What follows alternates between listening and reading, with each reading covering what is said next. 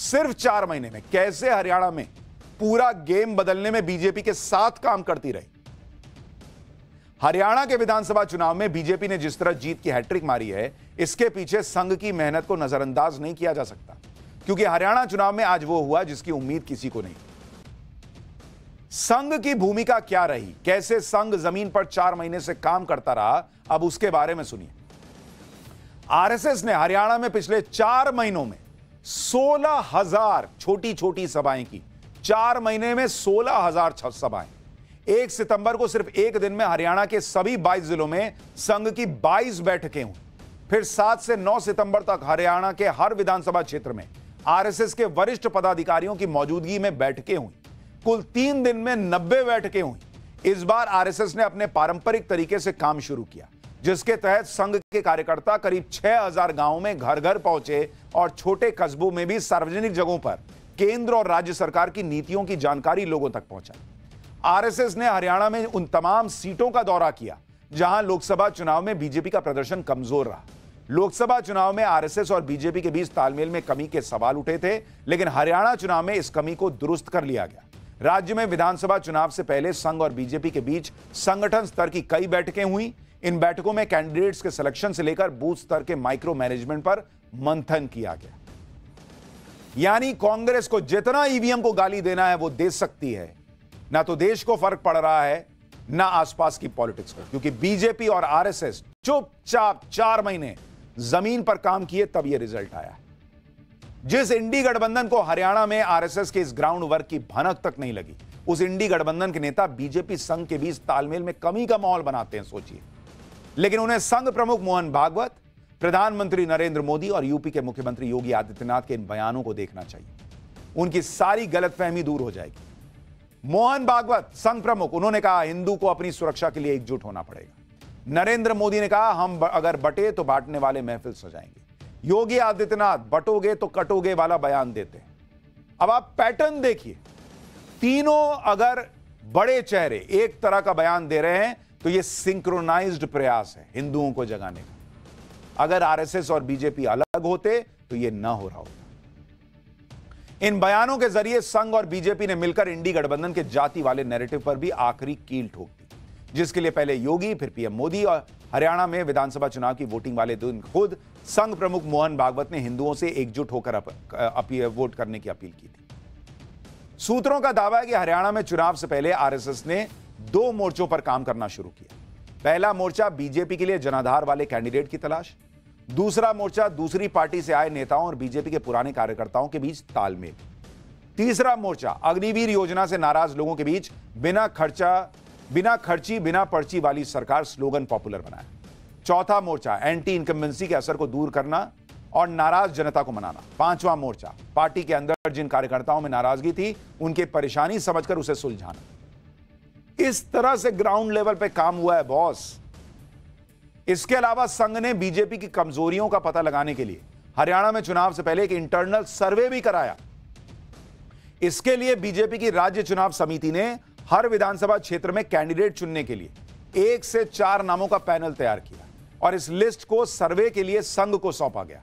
हर विधानसभा क्षेत्र में सर्वे के बाद संघ ने बीजेपी को कई सीटों पर मौजूदा विधायकों का टिकट काटने की सलाह दी, जिनमें वो सीटें शामिल थी जिनमें बीजेपी पिछले 2 विधानसभा चुनाव में उसके कैंडिडेट हारे थे और लोकसभा चुनाव में बीजेपी को हार का सामना करना पड़ा था। कई जगह बीजेपी जीते भी थी, वहां पर भी कहा गया कि कैंडिडेट बदलो।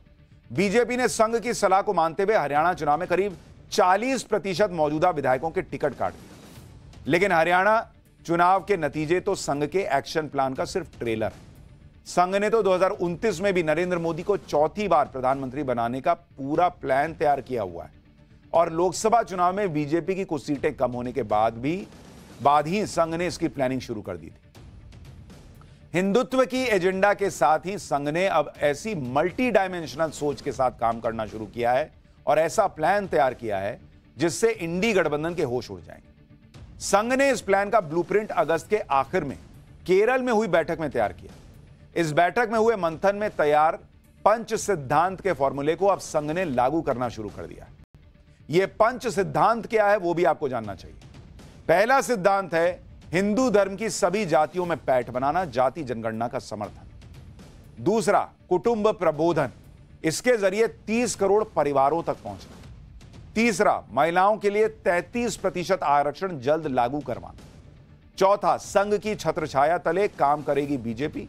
और पांचवा, संघ और सरकार बेहतर तालमेल के साथ काम करें, यह प्रयास करना। संघ का यह प्लान किस तरह इंडी गठबंधन के होश उड़ा सकता है, इसके लिए संघ की ताकत समझना जरूरी है। दरअसल राष्ट्रीय स्वयंसेवक संघ अगर कोई प्लान बनाता है तो उसे जमीन पर भी उतारता है। संघ की ताकत यही है कि वो जमीन पर काम करता है, चुपचाप काम करता है। आपको आरएसएस के नेटवर्क के बारे में बताता हूं, जिसके जरिए संघ अपने मेगा प्लान को एग्जीक्यूट करता है। देश में हर दिन 61,000 शाखाएं लगती हैं। संघ की करीब 21,000 साप्ताहिक बैठक होती है। संघ के 12,000 विद्या भारती स्कूल चलते हैं, जिसमें 32 लाख बच्चे पढ़ते हैं। 27 राज्यों में गरीब बच्चों के लिए 6,000 एकल विद्यालय चल रहे हैं। आदिवासियों के लिए संघ के 10,480 स्कूल हैं, जिनमें 18 लाख छात्र पढ़ते हैं। वनवासी कल्याण आश्रम के जरिए संघ देश के 323 जिलों के 52,000 गांवों में सेवा करता है। संघ के सेवा भारती के 5,000 हेल्थ केयर सेंटर हैं, जहां जरूरतमंदों की मदद की जाती है। यानी पूरे देश में संघ का मजबूत नेटवर्क है और अपने इसी नेटवर्क के दम पर संघ ने पीएम मोदी और बीजेपी के लिए मेगा प्लान तैयार किया, जिसका ट्रेलर संघ ने हरियाणा विधानसभा चुनाव में इंडी गठबंधन को दिखा दिया। यह आरएसएस के एक्टिव होने का असर भी है कि हरियाणा चुनाव में राहुल गांधी ये कहते सुनाई दिए कि आजकल उन्हें हर जगह आरएसएस के कार्यकर्ता नजर आते हैं। सुनिए राहुल गांधी ने क्या कहा था। आजकल क्या होता है, देखो मैं बताता हूं आपको। कहीं मैं सड़क पे जाता हूं, मुझे दो तरीके के लोग दिखते हैं। एक ऐसे मुस्कुराता है, खुश रहता है, चेहरे पे मुस्कान होती है, मैं कहता हूं कांग्रेसी।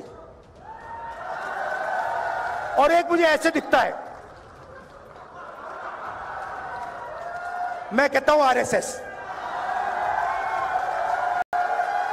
ये छुपनी बातें ये कभी कभी आ जाते हैं पार्टी में, बेस बदल के आ जाते हैं। मैं बस देखता हूं इनको, आरएसएस। राहुल गांधी ये सोच ही नहीं पाए कि संघ के कार्यकर्ता इतना दिख क्यों रहे हैं। वो समझ नहीं पाए हवा किस तरफ बह रही। और यही कांग्रेस की सबसे बड़ी दिक्कत है, वो देखकर भी समझ नहीं पाते कि सामने चल क्या रहा है, और बीजेपी चुपचाप काम करती है। आज जब हरियाणा में हैट्रिक लगाकर बीजेपी ने नया इतिहास रचा, तो इस मौके पर दिए विजय संदेश में पीएम मोदी भी कांग्रेस को निशाने पर लेने से नहीं चुके। एक बार सुनिए पीएम ने क्या कहा।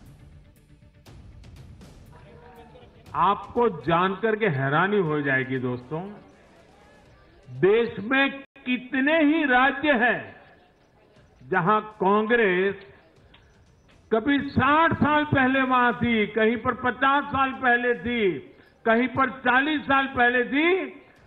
50-60 साल से वो सत्ता में आई ही नहीं है। एक बार लोगों ने निकाल दिया, कांग्रेस को घुसने नहीं दिया है। देश के ज्यादातर राज्य के लोगों ने कांग्रेस के लिए नो एंट्री का बोर्ड लगा दिया है। यानी कांग्रेस के लिए ये एक बार फिर आत्ममंथन का वक्त है, लेकिन उम्मीद मत रखिए कि वो ऐसा करे।